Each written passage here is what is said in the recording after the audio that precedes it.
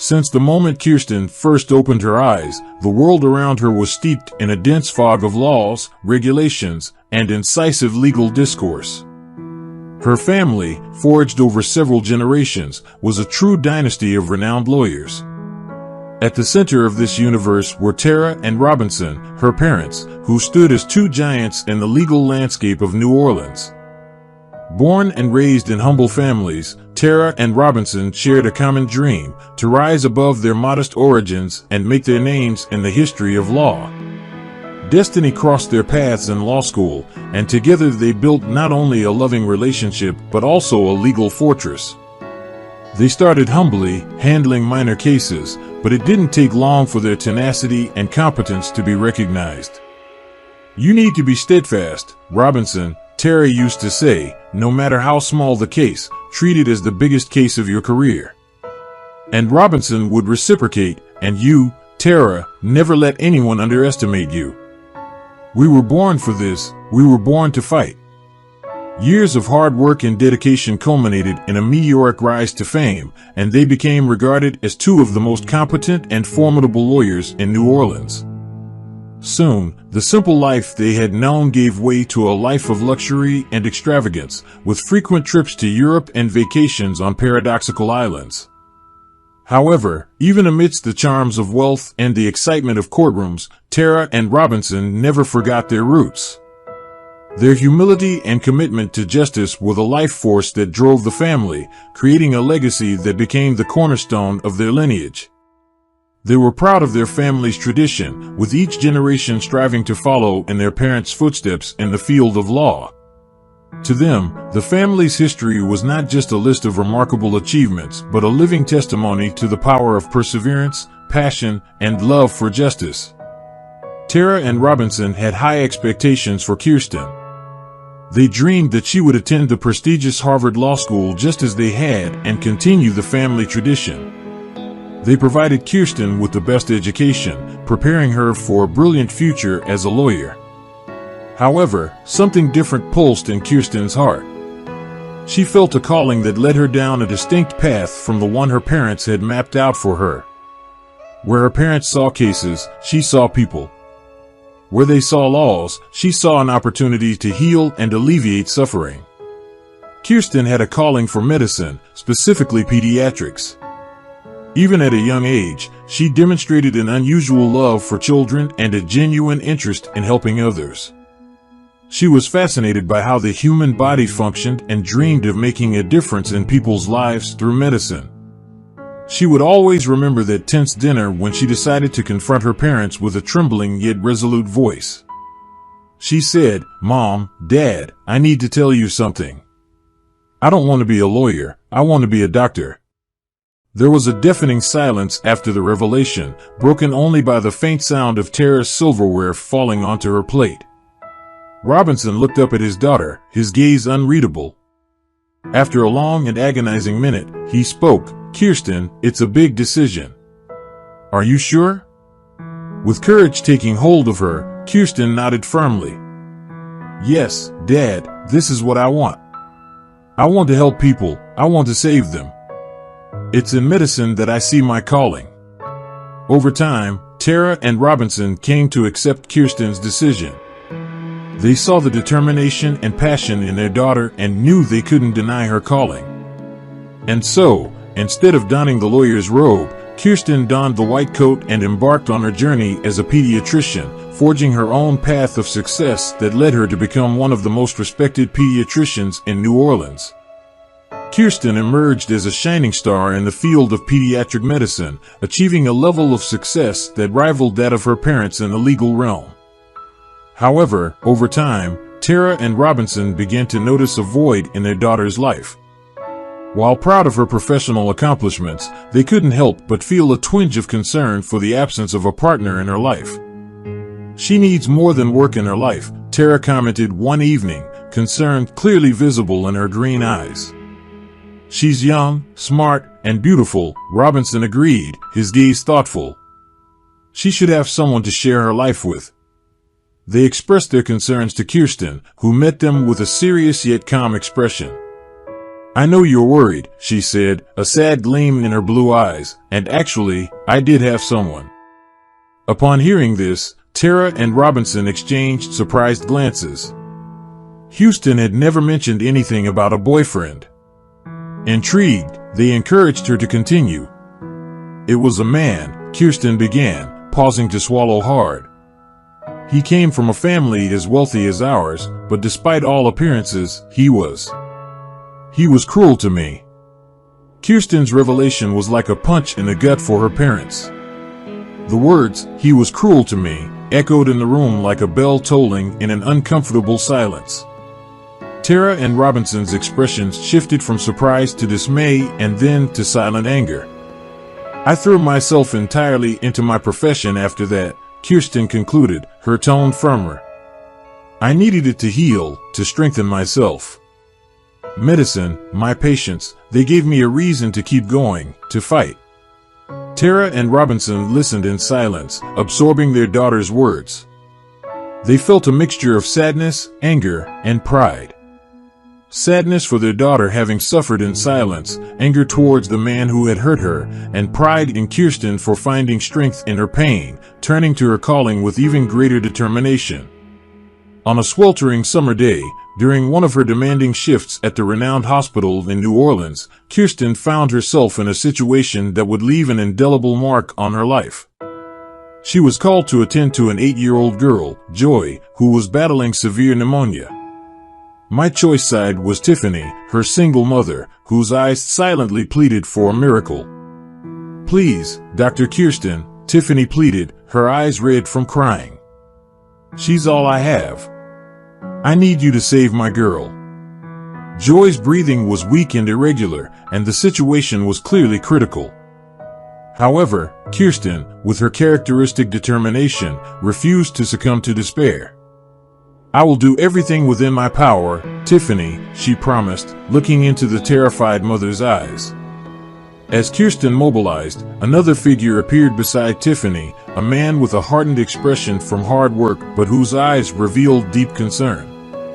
Adam, Tiffany's brother, had become the father figure to Joy after her biological father's abandonment. He worked at a car dealership, striving to provide some support to his sister and niece. How is Joy, Doctor? Adam asked, trying to conceal the anxiety in his voice. Kirsten looked at him, saw the tension in his shoulders, the fear in his eyes. With a firm nod, she said, We are doing everything we can, Adam. Your niece is a fighter, she did the hardest work. In the weeks and months that followed, the connection between Kirsten and Adam deepened. They shared laughter, concerns, and hopes, forming an increasingly profound bond. What began as a friendship, strengthened by adversity, gradually grew into a tender and respectful love. Although there was a stark difference in their social backgrounds, Kirsten's family warmly welcomed Adam. We only want you to be happy, dear, Tara told Kirsten. And if Adam makes you happy, we embrace him wholeheartedly. However, there was one barrier that persisted. Adam was a proud man. The idea of receiving gifts or favors from Kirsten's affluent family made him uncomfortable. I don't want you to think that I'm with Kirsten because of the money, Adam confessed once when Robinson tried to give him an expensive gift. I love her for who she is, not for what her family has. Robinson nodded, respecting Adam's honesty. We understand, Adam, and we respect that in you. In this dynamic, they learn to respect each other's differences and support each other regardless of the circumstances. And so the story of Kirsten and Adam continued, built on the foundation of love, respect, and mutual understanding. The relationship between Kirsten and Adam continued to flourish, with each moment together strengthening the love they shared. However, as the conversation about marriage became more frequent, a new obstacle arose. Adam, with his unwavering determination to be independent, hesitated to accept Tara and Robinson's offer to help finance the wedding. I don't want them to pay for our wedding, Kirsten, Adam told her one night, furrowing his brow in a worried effort. I want us to do it ourselves, without relying on anyone.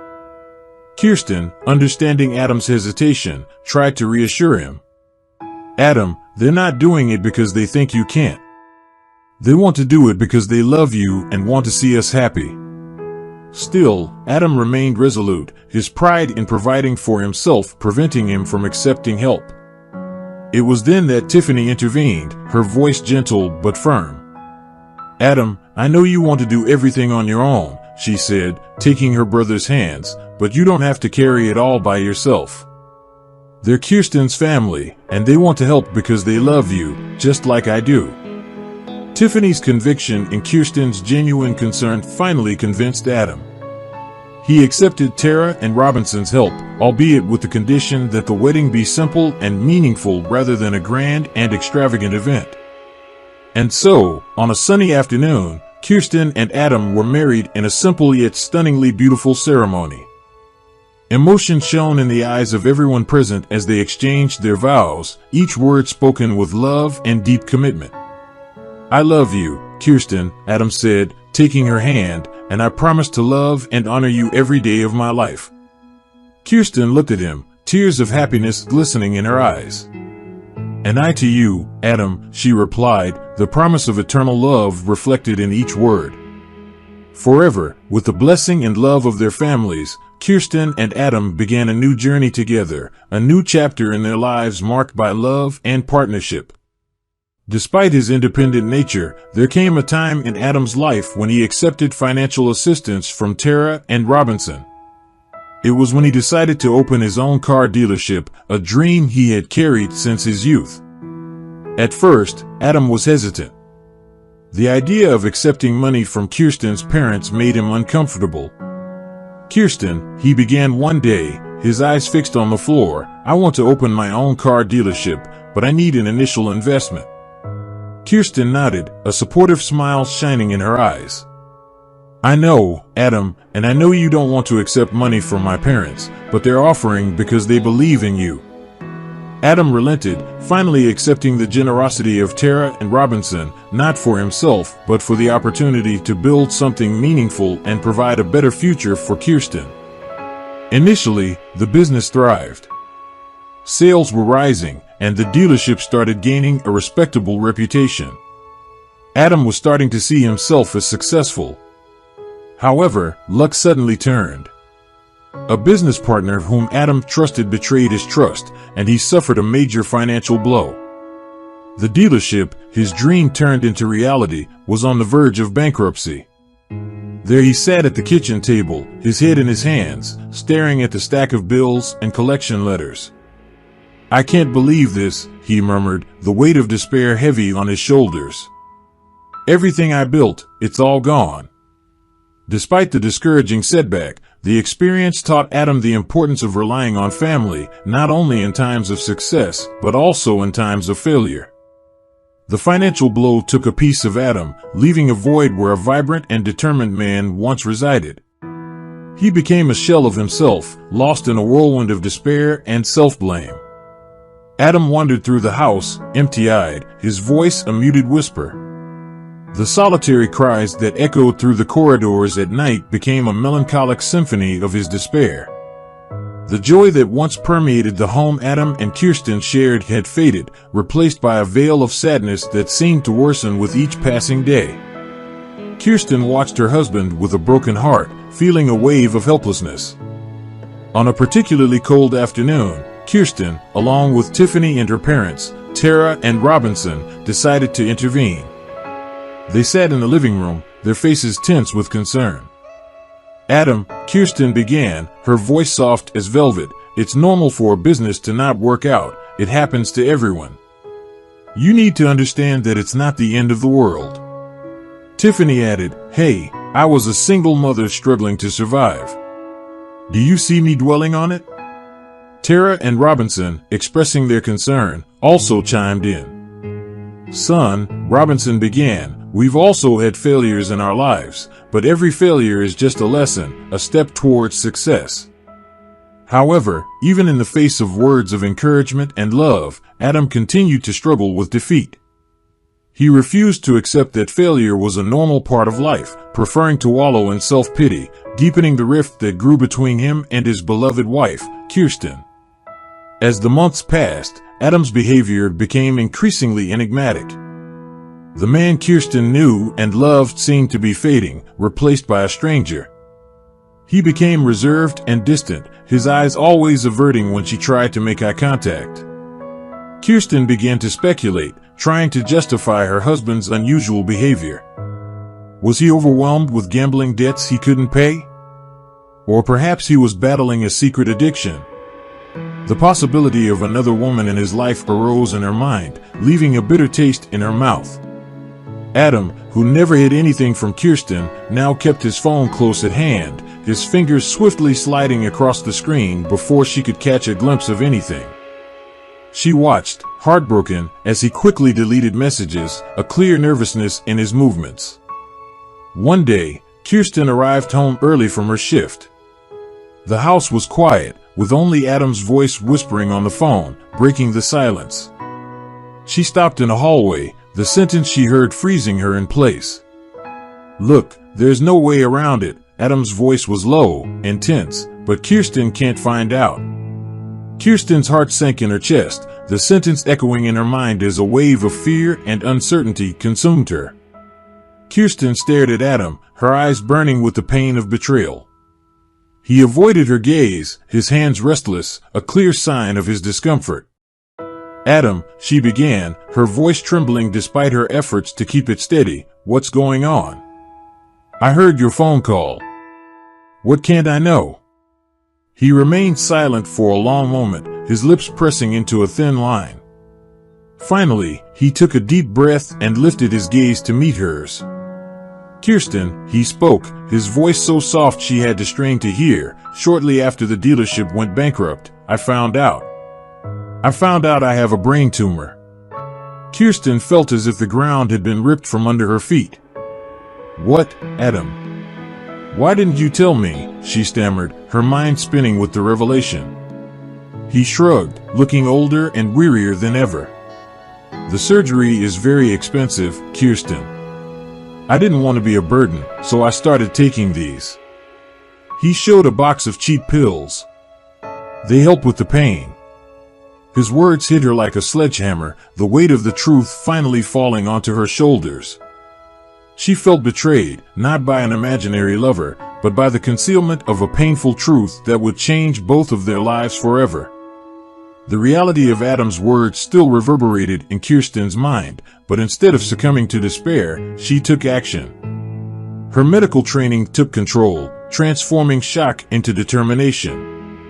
"Adam," she commanded, her tone of voice leaving no room for argument, "get dressed, we're going out."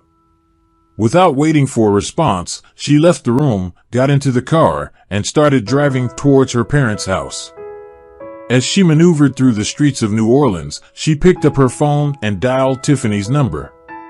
"Tiffany," she said when the call was answered, her voice vibrating with urgency, "I need you to go to my parents' house. I have something important to tell them." As the journey to her parents' house unfolded, she explained the situation. Upon arriving, she found Tiffany, Tara, and Robinson waiting in the living room, the worried expressions on their faces intensifying as she entered. With a lump in her throat, Kirsten told them the truth about Adam's health. The words spilled from her lips in an anguished torrent, leaving the room in deafening silence. When she finally finished, the room fell into a heavy silence. Tara was the first to break it, rising from her seat with a disapproving expression etched on her face. "Adam," she began, her voice stern but filled with concern, "there is something we have always taught Kirsten since she was little, the importance of truth, and above that, the importance of trusting your family. You should have told us." Adam swallowed hard, clearly uncomfortable with the reprimand, but she continued. "Pride, Adam, is a dangerous trap. It prevented you from seeking help when you needed it most." Robinson then stood up, placing a hand on Adam's shoulder. "You have never been and will never be a burden to us," he said with unwavering sincerity in his voice. "You make our Kirsten happy, and that is enough for us. We could have helped from the beginning if you had allowed us." Meanwhile, Tiffany sat, tears flowing freely down her face. She looked at her brother, a mix of anger and sadness in her gaze. "Why, Adam," she asked, her voice trembling, "why did you choose to make us suffer like this? Why didn't you ask for help?" Kirsten, who had been silent until now, finally took decisive action. She picked up her phone, quickly navigating to the contact of an old colleague and friend, Dr. Harrison, one of the most respected neurosurgeons in the city. He had actually been a mentor to her during her years of medical residency. "Harrison," she said when he answered, "It's me, Kirsten.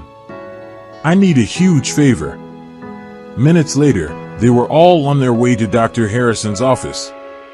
Adam looked a bit pale but determined, while Robinson and Tara had serious yet resolute expressions. They arrived at the doctor's office, where they were promptly received.